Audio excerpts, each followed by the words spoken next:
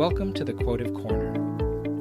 Whether you're starting your day, looking for something to think about, winding it down with a quiet reflection, or just taking a few minutes in the middle of everything life throws at you, I'm glad you're here.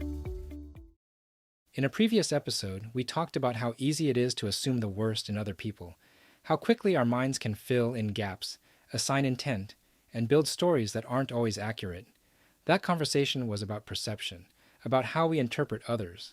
But today, I want to turn that same lens inward.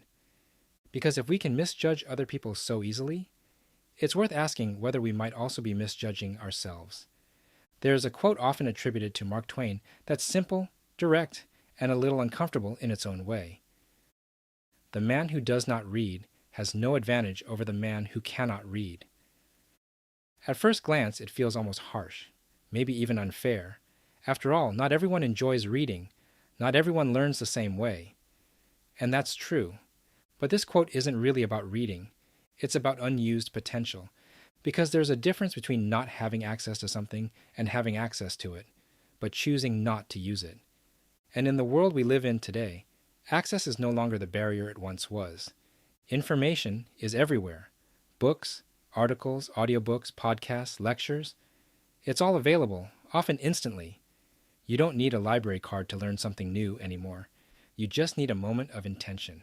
And yet, despite all of that access, growth is not automatic. Because access alone doesn't create change. Application does. That's the quiet tension inside this quote. It challenges the assumption that capability is enough, that because we can learn, we eventually will. But the truth is, potential doesn't quietly wait around for us. It fades. It dulls.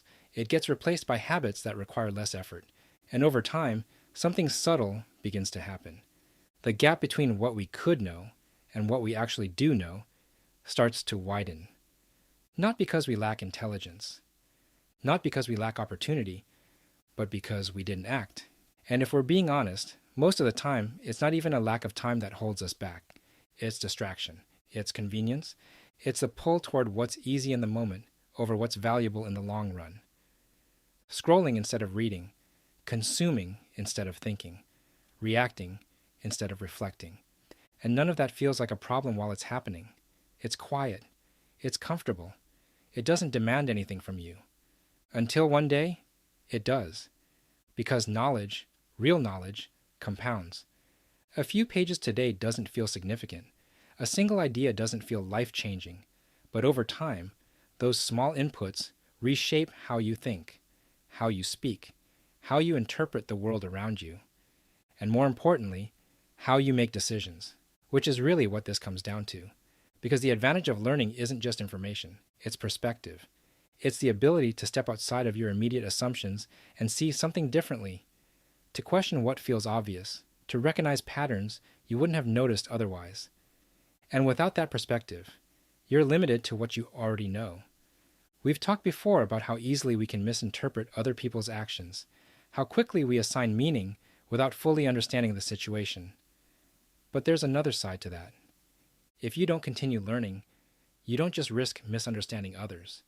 You risk misunderstanding reality itself, because your interpretation of the world is only as strong as the information you've taken the time to engage with. Now, this isn't about reading for the sake of reading. It's not about checking a box or hitting a number. It's about intention. It's about choosing, even in small moments, to invest in your own development. Because just like we can fall into patterns of misjudging others, we can also fall into patterns of underestimating ourselves. We assume we'll improve naturally. That time alone will make us better. That experience will automatically turn into wisdom. But as we've reflected before, experience doesn't guarantee growth. Reflection does. And learning, whether through reading or any other intentional practice, is one of the most direct forms of that reflection. It's how you challenge your assumptions. It's how you refine your thinking. It's how you avoid repeating the same patterns simply because they feel familiar. And that brings us back to the quote. The man who does not read has no advantage over the man who cannot read. The point isn't judgment, it's awareness. Because once you recognize that unused potential offers no real advantage, the responsibility shifts. It's no longer about what you're capable of.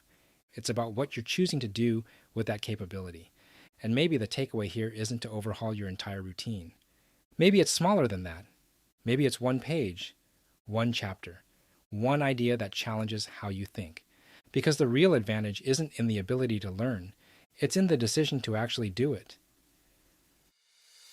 Thank you for spending a few minutes here with me. If this gave you something to think about, I'd invite you to come back for the next one, or share this with someone who might need the reminder today. And maybe that's the real takeaway here.